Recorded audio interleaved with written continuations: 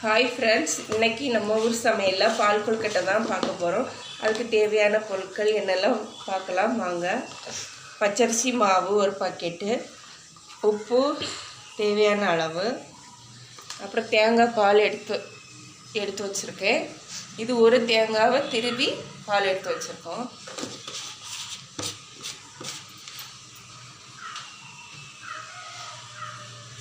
பச்சரிசி மாவு சின்ன சின்ன உருண்டையாக உருட்டுறதுக்கு தண்ணி ஊற்றி வரசி எடுத்து வச்சுக்கலாம். பார்த்திங்களா, சின்ன உருண்டையாக உருட்டியாச்சு. இனி இப்போ இதை சின்ன சின்ன உருண்டையாக உருட்டணும். இது பார்த்திங்களா, அந்த அளவு இருக்கா, இந்த அளவுக்கு எல்லா உருண்டைகளையும் உருட்டி ஒரு பாத்திரத்தில் எடுத்து வச்சுக்கணும். இப்படி சின்ன சின்ன உருண்டையா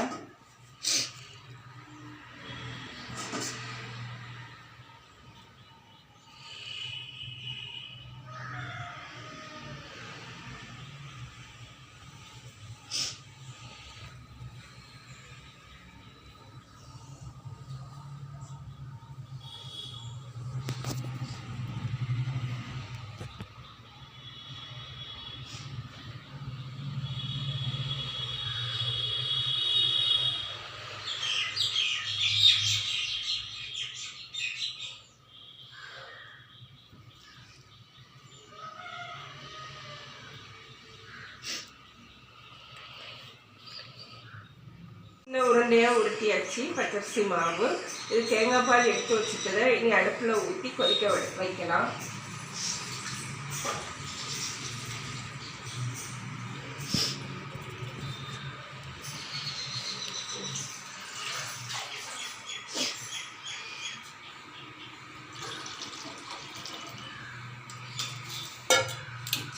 ஸ்டவ் ஆன் பண்ணிடலாம். அது இனி கொதிக்கட்டும். நல்லா கொதித்த பிறகு நான் இந்த சின்ன உருண்டை இருக்குல்ல, இதெல்லாம் தூக்கி போடணும்.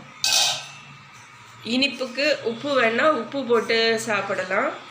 இல்லைன்னா இனிப்புக்கு சர்க்கரையோ இல்லை மண்டை வெல்லம் இல்லாட்டி நாட்டு சர்க்கரை இருக்குல்ல, இந்த நாட்டு சர்க்கரையை யூஸ் பண்ணிக்கலாம். நல்லா கொதித்து வரட்டும்.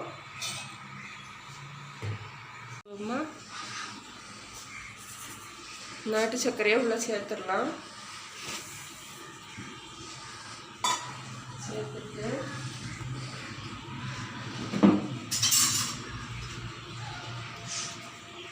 ஒரு சின்ன ஸ்பூன் வச்சியோ கரண்டி அப்பையோ எதோ வச்சியோ கிண்டி விட்டுக்கோங்க.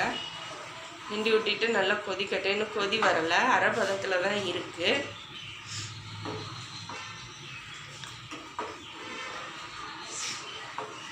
நாட்டு சக்கரை கரையணும்ல, கரைஞ்சிரும். இன்னும் அது சின்ன சின்ன பொடியாக தானே இருக்குது, அதனால் சீக்கிரம் கரைஞ்சிட்டு இனி நல்லா கொதிக்கலாம். கொதிக்கிறது வரைக்கும் மூடி போட்டு வச்சுக்கலாம்.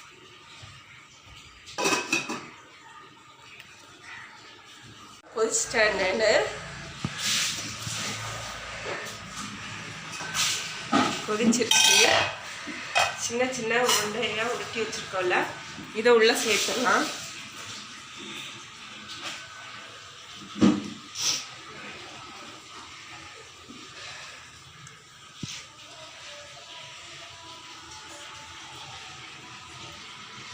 நல்லா சேர்த்த பிறகு நல்லா கொதிக்கட்டும். கொதித்து வெந்த பிறகு வேகணும்.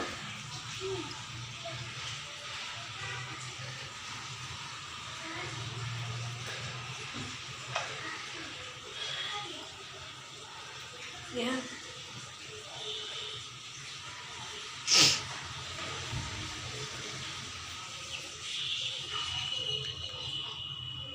சேர்த்தாச்சு உருண்டையெல்லாம். இப்போ கொதிச்சிட்ருக்கு. நல்லா கொதிக்கட்டும், கொதித்து வேகட்டும். அதுதட்டம் மூடி வச்சிடலாம். நல்லா கொதித்து வெந்துருச்சு ஃப்ரெண்ட்ஸ். பாருங்கள், உருண்டை சிறு சிறு உருண்டைகளாக வந்துருச்சு. இனி இதை அடுப்பிலேருந்து இறக்கிடலாம். அவ்வளோதான், இன்றைக்குள்ள வீடியோ முடிஞ்சு. இது பிடிச்சிருந்தால் லைக் பண்ணுங்கள், ஷேர் பண்ணுங்கள், சப்ஸ்கிரைப் பண்ணுங்கள்.